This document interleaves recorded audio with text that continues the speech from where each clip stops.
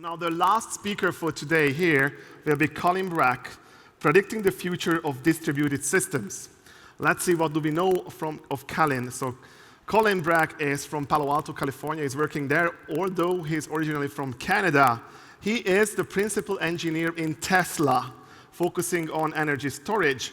When I asked him what would be the golden nugget to share with the audience, he said, work on systems that really matter.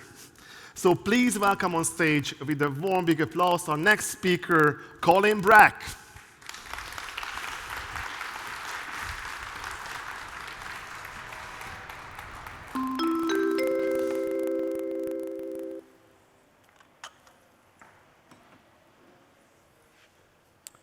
Okay, predicting the future of distributed systems. So what's a distributed system? It's a collection of interconnected computers that are working together to achieve a common goal. I would argue that most systems of consequence in the world today are distributed systems. So transportation, banking, manufacturing, power distribution, commerce are all powered by distributed systems. And I want to introduce this quote from Peter Alvaro because I will return to it at the end of the presentation. So in a distributed system, there's no such thing as a perfect failure detector. We can't hide the complexity. Our abstractions are going to leak. And the reason for this is no single computer in a distributed system has a complete picture of the world.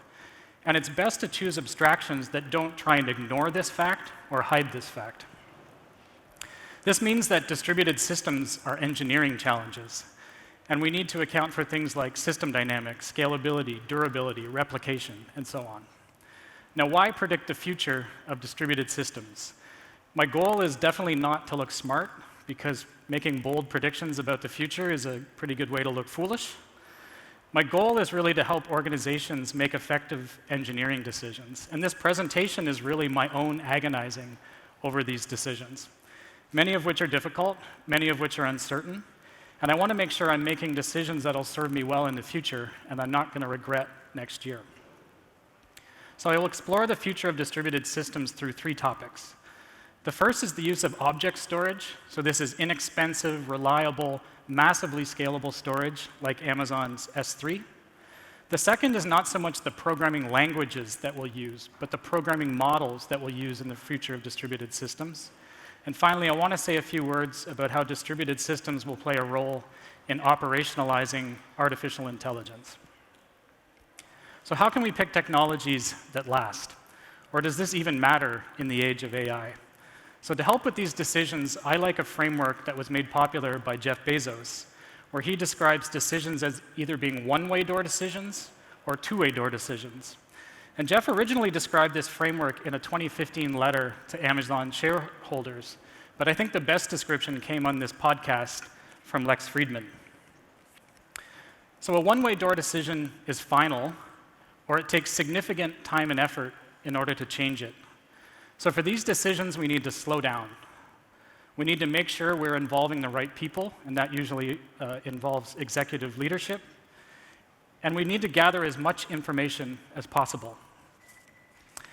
Jeff says, some decisions are so consequential and so important and so hard to reverse that they really are one-way door decisions. You go in that door, you're not coming back. And those decisions have to be made very deliberately and very carefully. If you can think of yet another way to analyze the decision, you should slow down and do that. A two-way decision is far less consequential. If you make the wrong decision, well, then you just come back and choose another door. Two-way door decisions should be made very quickly, and they should be made by individuals or small teams. Jeff continues on this podcast. What can happen is that you have a one-size-fits-all decision-making process where you end up using the heavyweight process on all of the decisions, including the lightweight ones, the two-way door decisions. Now, it's certainly costly to apply a heavyweight decision-making process as an organization to two-way door decisions, but it's perhaps even more costly to make what you think is a two-way door decision when it really was a one-way door decision, and now you've burdened your organization with that decision for years to come. So we need to strike a balance. So with the help of this decision-making framework, let's take a look at the future of distributed systems, starting with object storage. Now, the leader in object storage has always been Amazon's simple storage service, S3. S3 is now 19 years old. The other cloud providers didn't enter this market for about 4 or 5 years after Amazon did. It provides essentially unlimited storage. It has 4 nines of availability. It has 11 nines of data durability, which boggles the mind. It has storage classes, so you can reduce costs even further by storing infrequently accessed data on even cheaper storage. It has pre-signed URLs, so you can read and write objects directly from Amazon's infrastructure rather than having to use your own. It has immutable objects through S3 Object Lock for compliance or data protection. You can version objects. It has cross-region replication. It has batch operations, and so many other features. S3 is actually made up of something like 300 individual services behind the scenes. I love this presentation by Andy Warfield because it's a story of the amazing engineering that's gone into building Amazon's S3. But this presentation is also a story of continued innovation, doing things like rebuilding parts of the core storage engine in Rust, formally verifying it, and running experiments in shadow mode to make sure they got it right. Or a more recent introduction of new features like S3 Express One Zone, which has latency that's roughly equivalent to block storage. Andy also gives examples of how AWS can take advantage of their huge scale to deliver innovation that others can't. This video shows how query patterns have a high variance at low scale, but at large scale, they become very predictable and even out. And AWS can use this to their advantage to shape traffic, balance workloads, capacity plan, deliver really cost-effective services that if you're just at a lower scale, you can't do. But while S3 was the first, it's the largest, and it continues to be the leader in innovation, the S3 API has become universal. So it's now been implemented by other cloud providers. There's software solutions that offer S3 API, as well as hardware appliances that you can run in your own data center. And because the S3 API is now kind of ubiquitous, if my application just relies on Kubernetes and the S3 API, well, then I can basically move it anywhere. I could move it from cloud to my own data center even, or I could go the other way. This S3 abstraction has created many, many two-way doors. Now, one of the hardest problems in distributed systems engineering is managing state. Engineers have traditionally relied on databases because of their strong transactional guarantees, as well as well-established operational practices for deploying, monitoring, backing up, and so on. But there are challenges in scaling databases. As your needs grow, you can, of course, scale them up, or you can add read replicas up to a certain point, scaling them out. Object storage typically has been used for very large analytical workloads, but it hasn't been used for transactional workloads, and it hasn't been used for databases. But this has started changing in the last few years, as databases have started to become more disaggregated, as well as some use cases calling for this massive scalability and reliability of object storage. I think perhaps one of the most influential ideas that led to using object storage in databases and transactional systems actually didn't start out with anything to do with object storage at all. It's this essay called The Log from Jay Krebs, which is over a decade old now. He wrote this a couple years after open sourcing the Apache Kafka project. And in it, he focuses on the log as a fundamental building block for distributed systems. Jay writes, if the implementation time for a distributed system goes from years to weeks because reliable, flexible building blocks emerge, then the pressure to coalesce into a single monolithic system disappears. In other words, two-way doors. Around the same time, Rich Hickey, influenced by the functional programming community, was building a log-centric database where different views in the database were just projections from a common log. I want to briefly describe my own journey around the same time to realizations that these flexible building blocks like the log or object storage can really simplify distributed systems. So the year was 2012, and it was early days of Microsoft Azure. And the company I was working for needed to build a service to share data between customers. So the publisher of data would be something like a power plant or a factory. And the subscriber would be a supplier, a service provider, or a partner who needs access to that data. And the goal was to develop a cloud service so they could seamlessly share data without having to run any additional infrastructure of their own. So the first option we considered was a server-based approach, where data would be published within a cluster of brokers using a consensus protocol for durability. This would be something like the Cassandra model of replication. My colleague even started implementing the notoriously difficult Paxos algorithm towards this end. Me and another colleague approached this problem from a different perspective, using Microsoft's object storage and a set of stateless brokers. The brokers were responsible for reading and writing data from object storage, but the object storage itself, in other words, Microsoft, handled all of the hard problems of durability, availability, and scalability. And because the brokers are stateless, they could easily be scaled down in order to save money, or we could scale them up to respond to changes in load. And all of this could be done instantaneously, unlike that server approach, without repartitioning data or without recombining data. Now, this didn't end up turning out being a very successful business model for the company I was working for.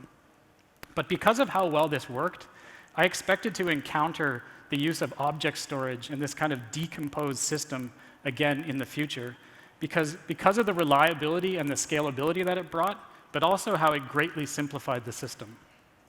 And if we fast forward a few more years, there are a number of systems that have adopted this approach in one way or another. I think arguably the first was Amazon Aurora. Aurora architecture was described in this paper. And Aurora didn't use object storage as primary storage, but it did separate compute from a replicated storage layer, and it did use S3 for backups. Furthermore, Amazon basically used their own infrastructure in Aurora, so things like EC2, Dynamo, Simple Workflow Service, S3, and in order to decompose the database. And in doing that, I think they really highlighted to others how they could go use similar services to do the same. Now, the Aurora paper doesn't actually reference Kafka or Jay Krebs's essay, but it does say the log is the database. And it also says the storage service can scale out IOs in an embarrassingly parallel fashion without impacting write throughput of the database engine. And this is because of this decoupling of storage and compute. One of the next platforms to disrupt the industry using object storage was Snowflake, which is a data warehouse. Snowflake also published a paper on their architecture, and it used a similar technique of separating storage and compute. But notably, Snowflake used object storage directly as primary storage, which enabled massive scalability and great performance, but with resources that could be scaled up or down on demand, similar to that service that I worked on. And this is unlike traditional enterprise data warehouses. WarpStream is a distributed log with a Kafka-compatible API that used object storage as its primary storage mechanism, very similar to the system that I had worked on. This greatly reduced costs, and it also really simplified the operating model relative to Kafka. And WarpStream was eventually acquired by Confluent, the company that's behind Apache Kafka. SlateDB is a key-value store that uses object storage directly as its primary storage. And InfluxDB is a time series database that stores data in Parquet files on object storage as its primary storage in another one of these disaggregated databases. So this diverse set of systems, everything from a relational database to a data warehouse to a distributed log to a key-value store to a time series database, they all separated compute from storage, and they all used object storage as a critical part of their system. Another thing that's happening around object storage is standardization of data formats, allowing system interoperability. And leading the way here is Parquet. So Apache Parquet is an open source columnar storage format that's optimized for large data sets, and data are organized into row groups. And then you can access those row groups efficiently through a footer that has metadata about the file. Parquet really emerged in the big data ecosystem, and there are many tools that can read and write Parquet in the kind of traditional big data sense, so many two-way doors for using Parquet. If you need to more surgically process some of that data, maybe you're a data scientist, there are libraries designed for efficient data analysis like pandas and polars that can read and write the same Parquet files, more two-way doors. The most recent trend are very powerful database query optimizers and buffer managers available as libraries, so you can just make SQL queries against Parquet files or other formats. So DuckDB is an in-process analytical database. Think the kind of analytical equivalent of SQLite. And Data Fusion is somewhat similar, but less focused on the embedded systems cases. I'm really excited about these open source libraries. These tools continue the decomposition of the database, so not just storage, but now also query optimization and query execution. And by using these open source libraries, you basically have some of the leading database experts in the world in query optimization working for your company. And these tools just keep getting better and better, even more two-way doors. There are higher order abstractions also being built on top of data formats like Parquet. So Hudi, Delta Lake, Apache Iceberg, these are data catalogs that sit on top of Parquet and provide features like partitioning, schema evolution, time travel, metadata caching in order to improve query performance. S3 itself actually supports some Iceberg features through its S3 table buckets, which were announced within the past year. And just 2 days ago, DuckDB announced Duck Lake, which I think will be rather disruptive. This is an open standard for catalogs that just uses a SQL database rather than storing metadata itself on object storage. And this is a very, very straightforward approach that solves some of the problems that exist with catalogs, like data consistency and with performance when you have many, many small files. It also opens up some interesting possibilities for caching metadata to improve query performance. So a final word on Parquet. I expect Parquet to remain very popular, but I also expect other storage formats to gain traction as object storage is used more and more in transactional systems and databases. I trust that these data catalogs will preserve my investments managing schema and file changes over time. Or if I change my mind and I want all of my data in a new format, I can take advantage of the large batch processing capabilities of object storage to do that. Lots and lots of two-way doors. Another way object storage is helping disaggregate systems is rather than using one large multi-tenant database, you can use a small in-process database instead. Maybe you have a database per customer or per IoT device. And then you can just run hundreds or thousands of these databases. This is roughly the model that Cloudflare is using in their durable workers, where you can have a dedicated SQLite instance through their D1 service. And MotherDuck can transparently query local data or cloud data through a DuckDB extension, blurring the difference between local data and cloud data.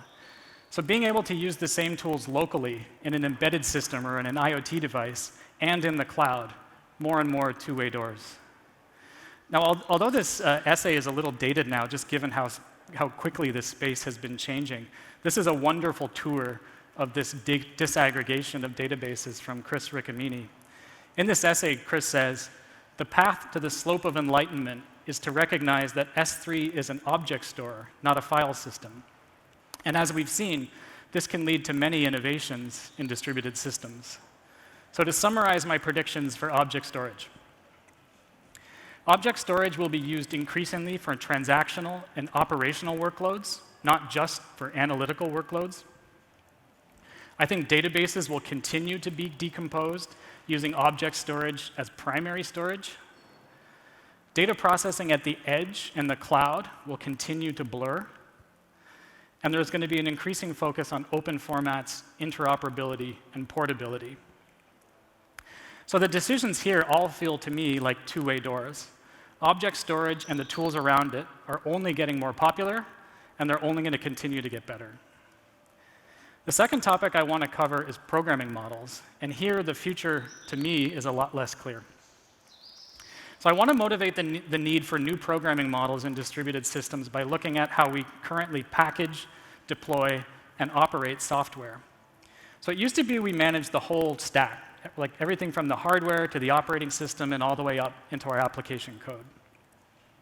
And then we virtualized hardware and started running VMs. And then we got even more flexibility by using containers to abstract the operating system itself. And we also started using infrastructure as code to orchestrate deployments. And this is a very dependable model. This is the model most of us are using if we're running on top of Kubernetes today. But there are some problems if we look inside those containers. So you start with a container, and then you need to give it access to some private keys and some certificates, and you probably have some tools that are installed that are specific to whatever environment that you're running in. And then we get to the application that you're developing, which might have an HTTP server for handling requests, which means it also needs a library for serializing and deserializing JSON. Maybe you also have a gRPC endpoint for streaming. If this application persists state, well, then it needs a client, and it needs a database that's dedicated as an external dependency. Maybe your application publishes events for systems integration, which means it needs a library to a system like Kafka. You're going to need to publish logs, and you're going to need some kind of library for metrics. And after we've laid all of this foundation, we finally get to this piece of code that originally we wanted to sit down and write, which is the unique part, our business logic. And then each application repeats this pattern, which isn't too bad if you maybe have a handful of applications, but it becomes extremely challenging when you have hundreds of these. And when you look at them, many of these applications end up solving the same difficult distributed systems problems. How do I persist state? How do I ensure durable execution? How to handle retries? And then what about inventorying and maintaining this software, patching the libraries, and so on? Remember, this was the challenge posed by the Log4j security vulnerability. If you have a vulnerability like this, which applications are actually using that library? Which ones can it be exploited in? Which ones have been patched? It would be game-changing, I think, if the capabilities like this moved down into the infrastructure, and you could patch or update libraries, say for logging or for a database, just like you do your workers underneath Kubernetes. You patch the operating system, and you don't need to coordinate with developers. In fact, they don't even need to care. And I think if these libraries would move down into the infrastructure and you could do the same thing, that would be very powerful. So in order to achieve this, we need to be able to abstract our application further from the underlying infrastructure, and then make interfaces so that it can become pluggable. And then, for example, our application wouldn't use a Postgres database directly. It would request one from the infrastructure and use a Postgres-compatible API. So I expect this trend to continue, abstracting our applications further and further from the underlying infrastructure. The other interesting thing here is that this will make our applications more portable, and we can move them from one environment to another, or one cloud provider to another, for example. So I think the way we program and operate distributed systems is ripe for disruption, but exactly how we get there is very unclear. I think the programming models that are trying to disrupt this space come in roughly 3 flavors, in my opinion. All of them are focused on durable execution, and all of them are trying to address these difficult distributed systems problems. I think the first category are roughly adopt our API, and we'll manage state, distribution, partial failures, and so on for you. In other words, we'll take care of the difficult problems. The second category is roughly give us arbitrary code, and we will execute your code for you, as well as take care of managing state, distribution, partial failures, and so on. And then the third category, I think, are hard to categorize because they're quite unique. An example in the first category is Akka. Akka is a distributed systems toolkit that has been around for some time. I've been using Akka for about a decade. Akka has changed recently, though, and now you can use it through just an API. It has become a platform rather than having to run Akka cluster yourself. Also in this first category is Temporal, which is a durable workflow platform. And basically here, you can write imperative code with their API, and they will handle challenges like persistence, retry, timers, and so on. In the second category, I would put Wasm Cloud. It can be used to run WebAssembly binaries, and then those binaries can request services from the underlying infrastructure, things like messaging or persistence, using the WebAssembly component model. And then the final category, the hard to categorize category, I would put Golem here. I think it achieves durable execution by event sourcing the WebAssembly virtual machine itself. And Unison, which is a whole new programming language and runtime environment. And then there's many more of these applications, too many to list. I think all of these programming models look really promising in their own right, and all of them are capable of distributed computation and handling durable execution. But choosing one is incredibly hard. And why is that? That's because adopting a new programming model and a new operating model is a huge investment for any company. I also find that engineers are skeptical about giving up control. They don't want the platform to do too much for them. Although I do kind of expect this to change over time as they see the benefits, just like we've now given up control over the operating system. I think a big one is not all of these frameworks are going to survive. So in 5 years, is the one I picked going to be dead? And I also don't want to be dependent on a single vendor, because I want to be able to move maybe between providers or from the cloud into my own data center. So this is a one-way door decision after one-way door decision in my mind. How do I preserve my investment and choose a new programming model? So my prediction here is, I think eventually we're going to end up with a model that looks like this, that handles state, that handles durability, that handles portability, and we'll be able to run our application code anywhere, just like we can move a container from one Kubernetes cluster to another. But for now, it's easier to just keep doing what we already know. We need some two-way doors, either from these open source frameworks or from these vendors. They need to figure out a way to make the decision more of a two-way door decision. Or we need some kind of larger shift to encourage adoption. And I think that shift may be operationalizing AI, which is my third and final topic. So we hear a lot about agentic AI, which looks a lot like, to me, a lot like durable actors, and AI workflows, which look a lot like these durable execution frameworks that I was just describing. And I think if we head into this and kind of hastily build a lot of systems, it will look like this observation from Lauren Hochstein.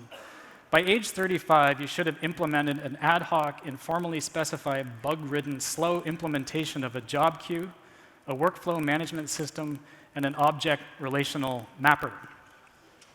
The number of times Lauren has commented on workflow systems suggests how difficult the distributed systems challenges are here, even before people tried to operationalize AI. And I think actually haphazardly building engines for operationalizing AI may seem like one of those two-way door decisions. We'll just jump in, when actually you might be burdening your organization with a one-way decision of technical debt for years to come.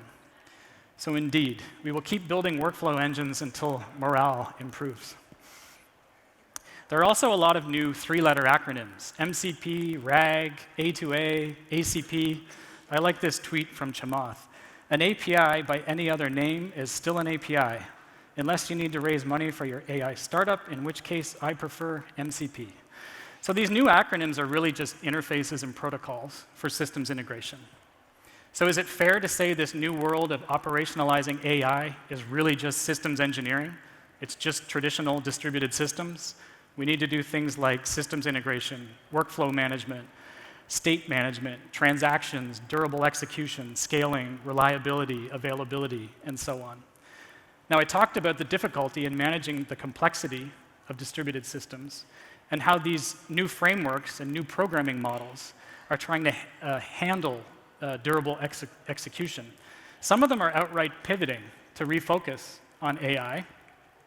And even if you go to Akka, the landing page now says Enterprise Agentic AI as the headline.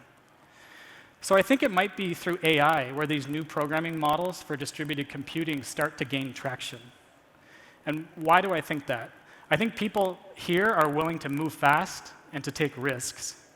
And if the programming models here prove successful, then I think they'll be adopted outside of AI for things like IoT or for manufacturing or for commerce. Now, one point of caution here, many of these frameworks, as is with most frameworks, focus on how easy it is to get started. But that's not where the hard problems are in distributed systems. This essay from Joel Spolsky now is over 25 years old, Iceberg Secret. And he says in it, you know how an iceberg is 90% underwater? Well, most of software is like that too. But that's not the secret. The secret is that people who aren't programmers don't understand this. So should we bet on the platforms that were already focused on these difficult distributed systems challenges, like durable execution, before trying to operationalize AI? I think if nothing else, there's a tremendous opportunity for these platforms here. And just to bring things full circle, DeepSeek AI, which recently open sourced some of their infrastructure, including Small Pond, which is a data processing framework that uses DuckDB for query processing in one of these kind of decomposed architectures. They also introduced their own storage engine, which has features that are specific to AI. And I expect innovations in storage as well as query to start to make their way back into things like object storage or these query processors, and then benefit all sorts of applications in the distributed computing space. So that's how I see the future of distributed systems. Just to summarize, for object storage, the decomposition of databases, transactional systems, and operational technology to use object storage is well underway, and the reason for it is all of these two-way door decisions. It's easy to jump in. For programming models, I think new programming models could be extremely disruptive and even change how we view infrastructure and how we operate our systems. But right now, these are all one-way door decisions. It's easier to just keep doing what we already know. In terms of artificial intelligence, or operationalizing artificial intelligence anyway, it's just systems engineering. And people with distributed systems experience have a lot to offer here. Operationalizing AI may be where these new programming and operational models actually take hold, because people are willing to take risks. So I started with this quote from Peter on the inevitability of our abstractions leaking in distributed systems, and I want to return to it. Peter continues, abstractions are going to leak, so make the abstractions fluid. This is maybe not just a statement on how to choose abstractions in distributed systems, but also an invitation to find as many two-way doors as possible, to reduce risk, to ease migration, to encourage interoperability, and to preserve our investments over time. I think the future of distributed systems is promising because we're really getting back to basics in storage and in query processing, just with the lines of abstraction drawn in different places.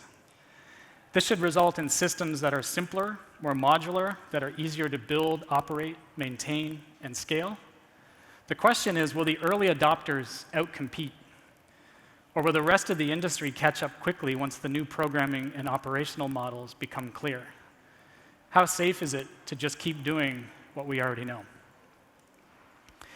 This presentation is based on an essay that I wrote. So if you want some of this talk minus the AI portions, which I said I wouldn't talk about in the essay, you can find it on my personal blog, and I'm happy to answer any questions if there are any.